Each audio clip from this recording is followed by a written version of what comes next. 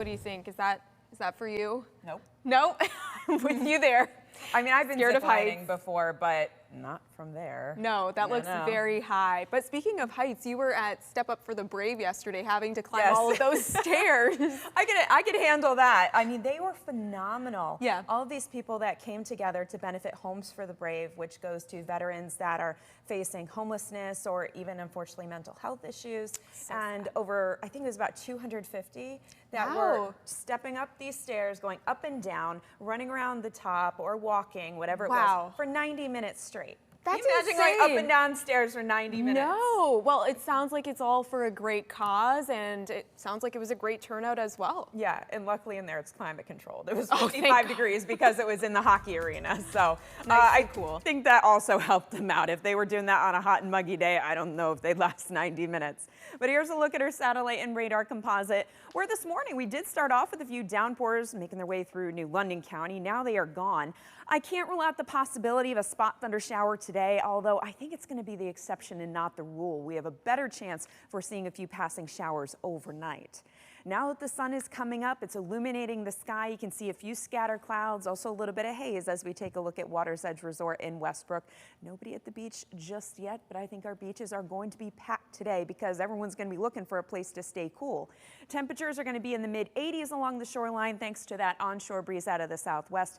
As I said before, make sure you slather on the sunscreen. I was at Jennings Beach in Fairfield yesterday and got a little red. I was not good about applying the SPF.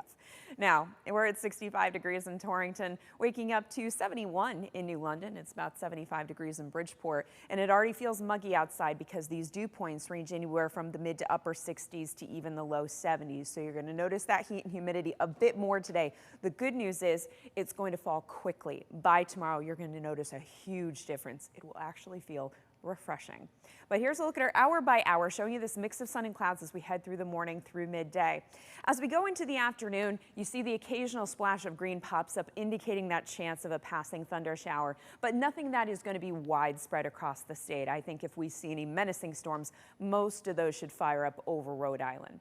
Now, as we go through the overnight hours, we are going to be tracking more clouds, all courtesy of a cold front is coming through. And of course, with that frontal boundary, that may also spark some showers and maybe an isolated thunderstorm.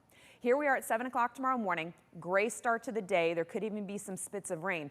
But overall, the trend tomorrow will be increasing sunshine and, more importantly, becoming more refreshing. So by tomorrow afternoon, well, plenty of sunshine. Temperatures are only going to be in the mid-70s. Now, speaking of menacing, Hurricane Erin, it has weakened slightly. It is now a Category 3 hurricane after it jumped to a Category 5 yesterday. This rapidly intensified from a tropical storm to a Category 4 yesterday morning, then became a Category 5 during the afternoon.